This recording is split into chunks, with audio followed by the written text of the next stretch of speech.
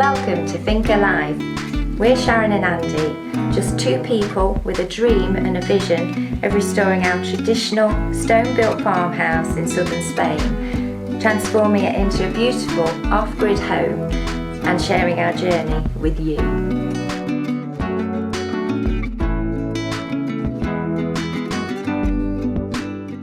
Good morning. Morning everyone. Welcome back to the Finca. Another beautiful day. It's hot already. 44 they forecast to be. 45. Next week. Oh no. 111 Fahrenheit, something like that. Yeah. They've even said they've issued warnings it could go up to 47. Just unheard of, really. Crazy. It's Crazy, yeah. I think we had 43 last year for one day, didn't we? Yes. Well, yeah, so not looking forward to that, but we do have to deal with it. Working inside. We live out here, and we've got to get used to Someone these asked about the temperatures. temperature in the house. It's about 25 degrees inside in the kitchen there. It actually feels like you're walking into an air-conditioned building when you go in, because it's so hot outside and nice and cool inside. Fabulous. So, yeah, it really works. So we're quite happy in there. We had a lovely surprise yesterday. Yes, we did. We have a post office box, if you like, a box inside a little shop in local village, where people can send us presents. And we got a message from one of our lovely subscribers, Brian, to say he deposited something at the shop for us. So we went over yesterday to have a look. Yeah, Brian's a wood turner. He's made quite a few things for us. Yeah, he's made doorstops for us and a little dibber thing for me to plant my seedlings out. And absolutely fantastic. Yes, brilliantly very talented guy. Anyway. So, this is what Brian's made for us. We'll take it closer. Yeah. See if we can see it. It's a Finca Life clock. Can you see that? I hope you can make that out all right. And it's telling the right time, I think, as well. 12:05. Oh, it is. Fantastic. Yeah. Absolutely stunning. Just what we needed. We've been here 2 years and we didn't have a single clock in the house. And funnily enough, it was only, a couple of weeks ago I saw something on Facebook Marketplace and I thought, you know what, I'm going to buy that. But it's just an ordinary, cheap, really, clock. This is stunning. So made up with it, Brian. Thank you so much. It's made from pallets. Yes, there's a little story, perhaps Andy can... Have a look what it says. The box is falling apart. Let's get rid of that. Yeah. Why? Why is it made from a pallet? It's made from a pallet, the main bulk of it. Brian's actually done a video on this. It's quite a long one, but it's absolutely fascinating. It is. It's 50 minutes long, but it is absolutely fascinating. So we'll put a link in the description below. Yes. Have a look at how he made this. Yes, fantastic. Right, why is it made from a pallet? Because you're into repurposing and reusing things that would otherwise be scrap. The same goes for the aluminium disc. Yes, so on the back. We shouldn't give it away. Don't give that away. It's a little disc where you can hang it on the wall. Made by Brian. Why the almond wood insert? Because you're surrounded by almond growers. All these, the numerals, that aren't numerals, but our things, they're all almond inserts that he's turned down and set in. Why a clock? So we know when it's beer time, time for a cold beer. Yeah, so this got almond in it. I think that was an almond strip as well. Yes. I think he put in. Yeah. And he made this from resin. Yes. But yeah, it's absolutely beautiful. Brian, thank you so much. Watch the video, and just need to find somewhere nice to put it now. Yes, we do. I think probably in the kitchen, but it's not done yet. So for now, I'll keep it safe upstairs. Yeah, in the hayloft. It can go up there, can't it? Watch the second finger on your finger. Be careful. Oh dear. Yeah. Brilliant, right, so anyway, let's crack on. Put it down, thank you. Right, so our solar powered bar is working fantastically. It's ice cold. We have ice cold beer, which is great. Temperature in here, it did say 25. It's just gone up to 26 because I've had it in my hand. I don't know if you can see that. But it never really changes. Put it back over here. What we're doing, we've rebuilt the front of this under there, stripped all that off the wall. This is our old bread oven. For those of you who are new, and we have many new subscribers, thank you very much and welcome to Finca Life. It's all perfectly functioning. We've used it on a previous video. we made some bread and pizza. We've got this cave at the side, a very small cave. Move that out of the way. there it is. I'm not sure what we're going to do with it yet, but I'm going to keep coming this way, stripping this wall off, and I'm going to see if I can lift up the entrance a little bit to make it more accessible. All this wall's got to come off because it's all old rubbish stuff and it's damp in places because of the stuff they've used. We're going to be putting a window in here very soon, and there's no glass in it, isn't it? That's the original window and shutter, and Alfie's now making a beeline for the hole, which I knew he would do. So I'm going to fire up the compressor, get the air hammer out, and keep going that way. Well, this isn't coming off easily at all, and I just had to resort to a big shifter. It's so hard, even though it's so dusty. I don't like using him too much because he can mark the front of the stones. But sometimes you've got no choice. So we're just going to carry on with the air hammer now. See what we can do.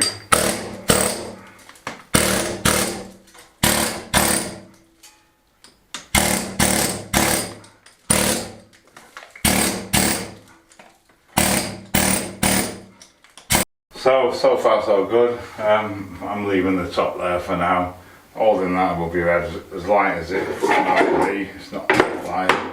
Gets your shoulders after a bit. So I'm concentrating on the bits in front of my face.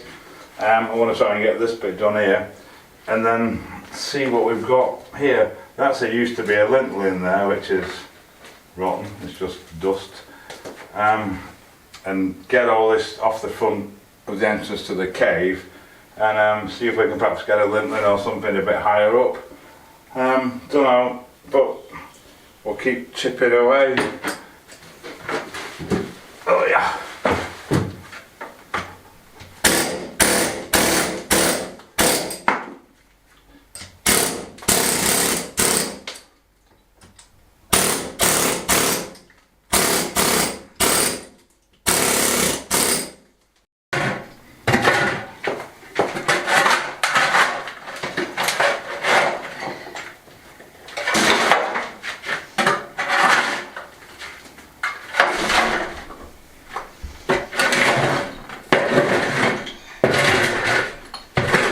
Fab, all off down there, all off over here.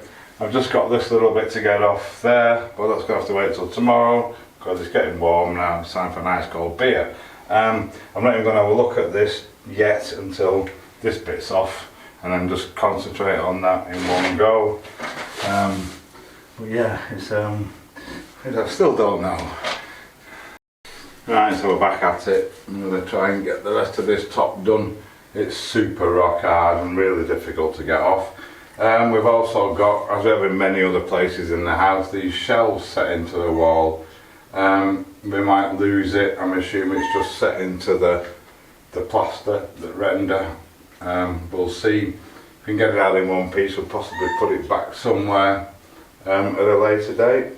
In the meantime, I'm going to carry on busting my shoulders up, stretching up there with this to get the rest of it off. One step on the ladder is all I can manage. Safety glasses on.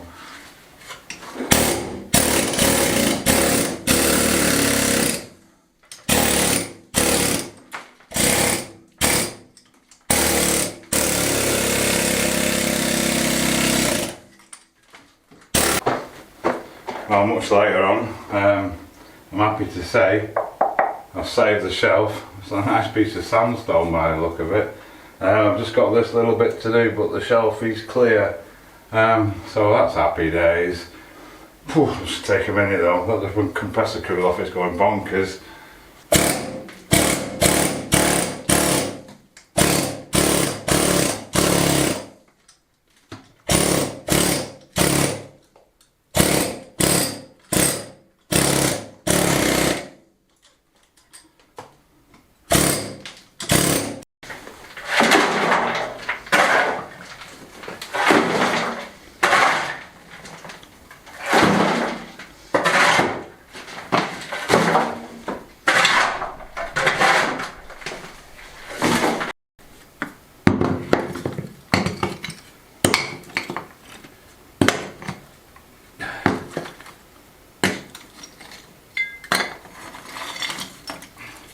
That's the blocks that the wall was made from, blocking it up. We didn't get them all out.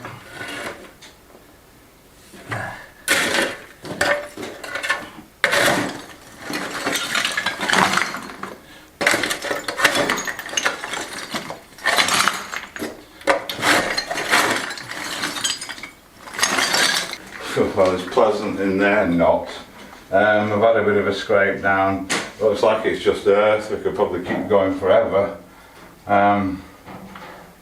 Yeah, so there does seem to be a wall sort of here though, so we'll carry on, keep on getting rid of the rubbish and keep looking, keep exploring. It's full of roots in there. I've just caught one with the shovel and that's green, so they're obviously live roots for the tree. Nearest tree must be 7 or 8 metres away. So that's how far almond roots go, miles.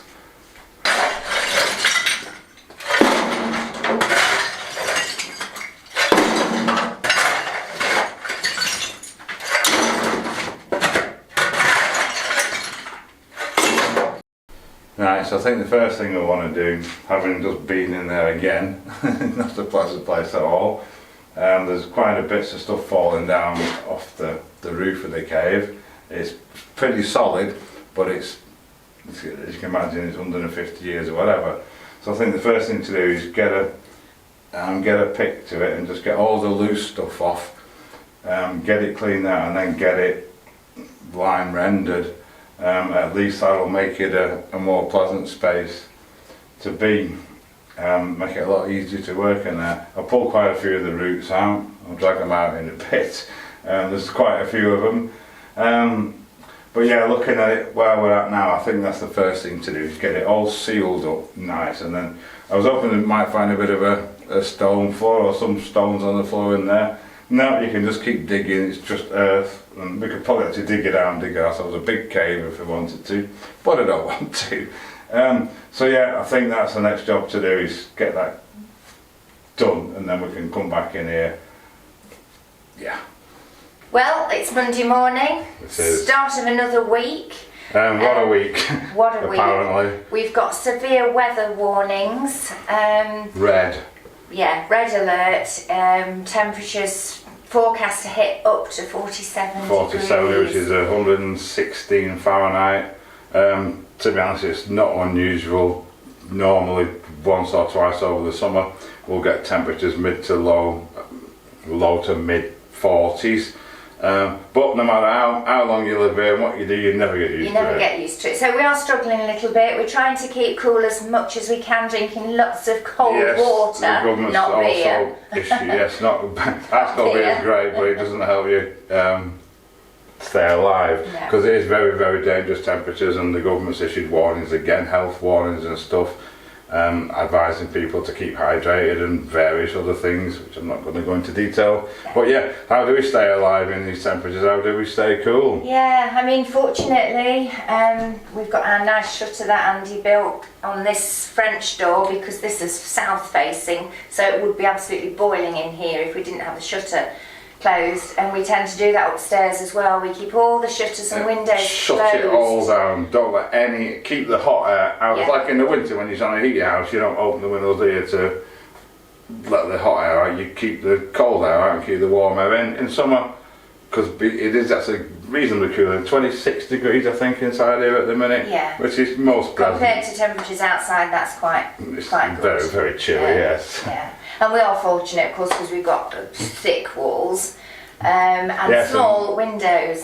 Small windows, yeah, and you've probably seen them before, but yeah, another reason why they were built with small windows, to keep the heat out, and it helps to keep it in the winter, of course, as well, because walls offer better insulation than windows. Yes. And in this oldest, deepest, darkest part of the house, the temperatures do stay They stay quite all right. bearable, yeah. Yeah. I mean, Yeah.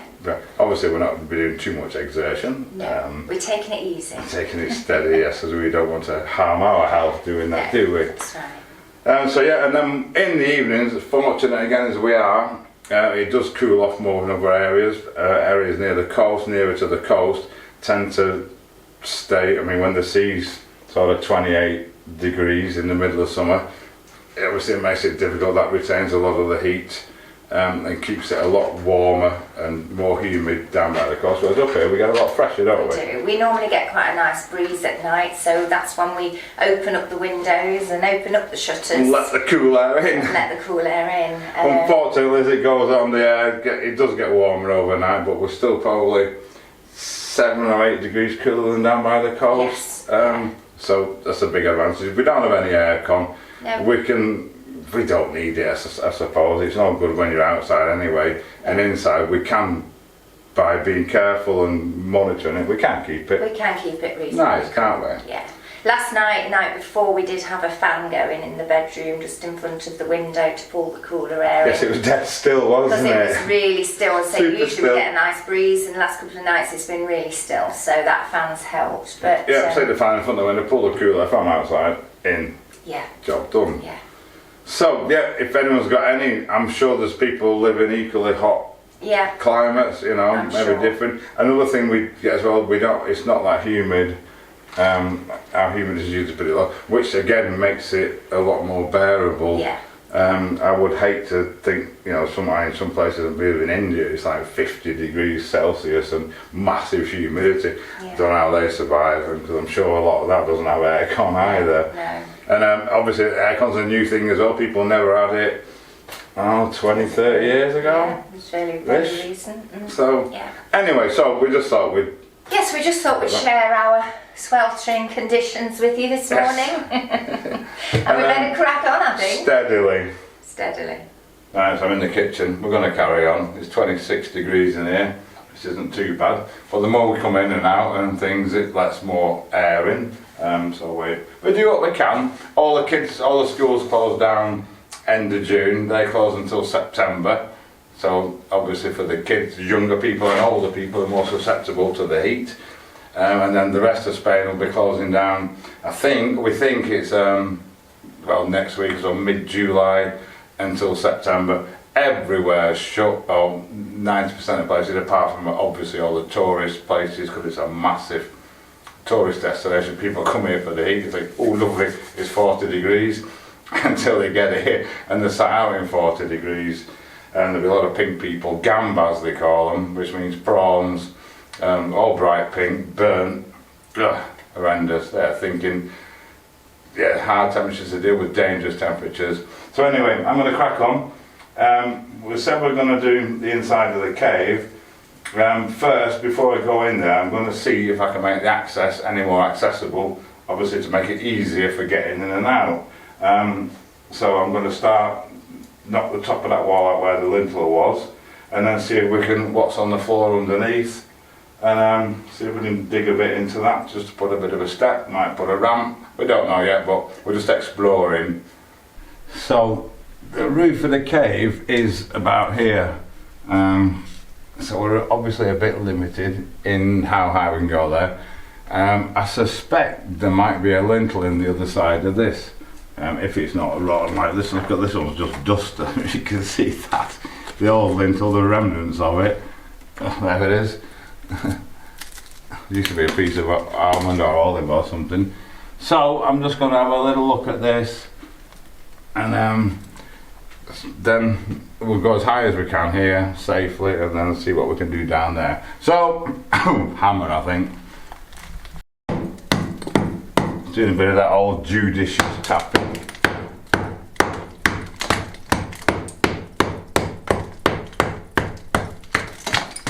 Stone's actually pretty good at holding themselves up, so I'm not too concerned about that.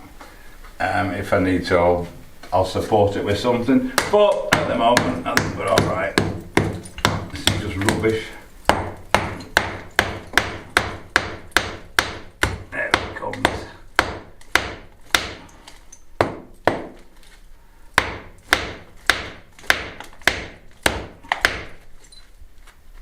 Might need something a bit more powerful.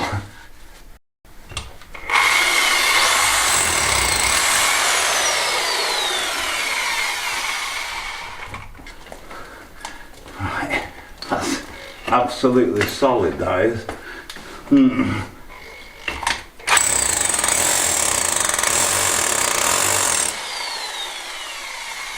it goes. Right, I'll keep going gently. There it is, the other lintel. That's not doing a lot either, is it? Okay. Righto, I don't know if you can come in a bit, Sharon. There's a bit, you can see the ground level there. That's actual just ground, that. So we've got a bit up. This one's a little bit loose. I'm just going to prop under here, and because we don't want these started to come down, because we've got to put them all back up after. I've dug a bit of the step out there as well. So that's actually quite a nice access now, even leaving the ground as it is, which I don't want to start digging at that either. So I'm just going to stick this prop under here. My homemade modified acro. And see what we're going to take it from there with. So there we go, all propped up. Safe at least, and we have got quite a bit more height, so much better getting in and out of it. Right, so what next? Righto, so I've dug out this where the old lintel was, the original one. I think I'm going to put a lintel across here. It's not going to give us any much more height, but I need to obviously line up with this ground there to build that into it, to give that some potentially some support as well. I'm going to have a look what I've got, but yes, I've got enough space. Hello Alfie's helping. It's not safe for you, come on. See what I've got and maybe stick with it and see what it looks like, and then we'll take it from there. But yeah, not easy this. It's easy when you start from the bottom and you're building it and you put your lintels in, but to retrospectively try and fix it, I don't know. So we'll have a look what we've got. So after a lot of head scratching and thinking, I think the only way I can do this is to pour a concrete lintel in there, a reinforced concrete lintel. I've kind of looked at making a former so I can brace it back, because all this stuff at the back here is just, well, look at it, it's just nothing. So a nice piece of concrete in front of that, and then concrete, yes, with cement, because it doesn't actually need to breathe and it won't do anything, plus it'll dry quick and set super strong. Just to hold the edge of the roof, support the edge of the roof at the back, and just hold all that lot in place. I'll leave it set back from the front so I can face the front up afterwards. But that's the only practical way, a trick I learned in France many years ago. So the only problem I've got now is sealing the back of it where it meets the loose stuff, because obviously it's not a perfect shape. So I think what I'm going to do, I'm going to make a stiff mix up and just line the backs of it to seal all the holes, and then leave that to go off, and then we can probably do a good pour on it. I need to make a front obviously for it as well, which again is not going to be that easy. So yeah, so I think a stiff mix coming up. Just going to give it a good wet down first to help it stick to that crumbly stuff. I don't know if this is going to work or not, but we can only try, can't we?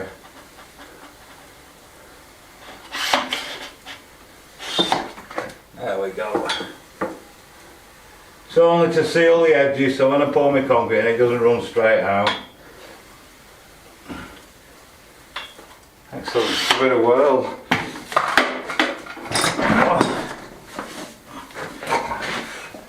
Let's give it a try. Should we right in there?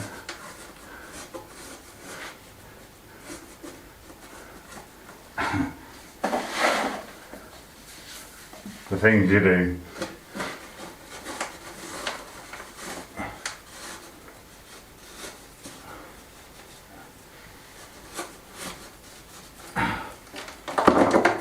Look at it, just falling apart. Right, I'll see if I can get this done. Right, okay, that doesn't look bad. So I just need to sort out something for the front now. Probably cut it out of ply and put a few more supports on it to take the weight I'm actually going to put reinforcing rods in. I've left the holes are quite deep where the existing lintels were, so I'm going to put reinforcing rods in there when this has gone off so as not to disturb it. Put a front on, and then through this high hole here, hopefully, pour a lintel. Yeah, I think it'll work. So I'm just going to offer him up there now.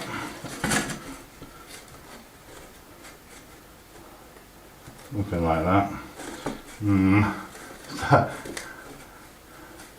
Well, I need to cut it a bit to get my shape on it. Let's try him up there. That might be better there. Let's try that.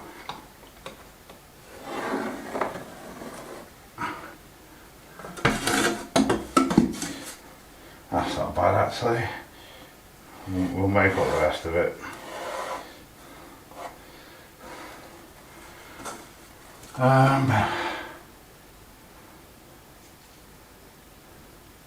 Yes, I think that'll do for now. We'll put a thin strip in first, and then that way, isn't it? So I'll go and cut this and see what we've got. Probably a bit unorthodox, but it'll work. It's got a series of props in there holding it up. The front's cut, ready. I've got a piece of bar inside. I'm not going to put the front on yet, although I might do actually.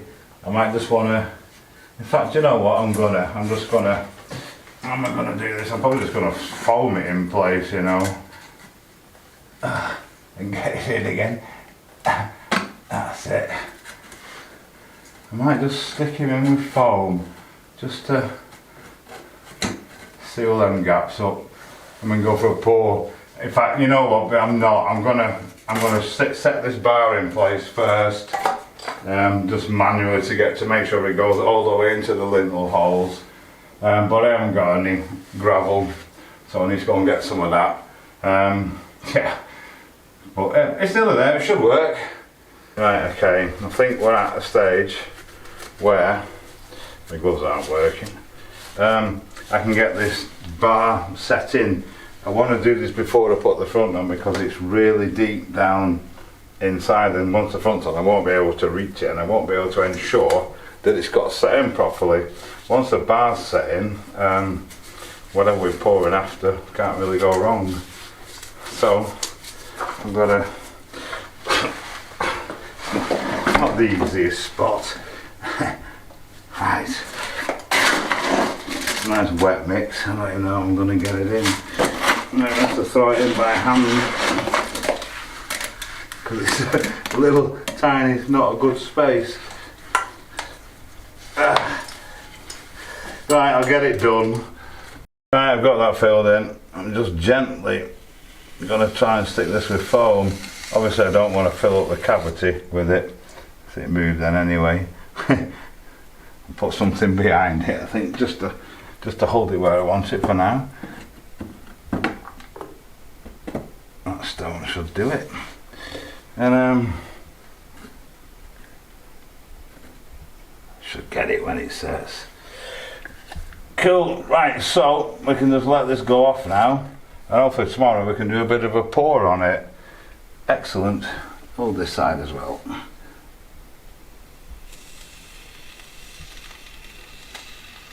Right, cool. We'll leave that to go off now. Looks alright, I'm fairly happy with it.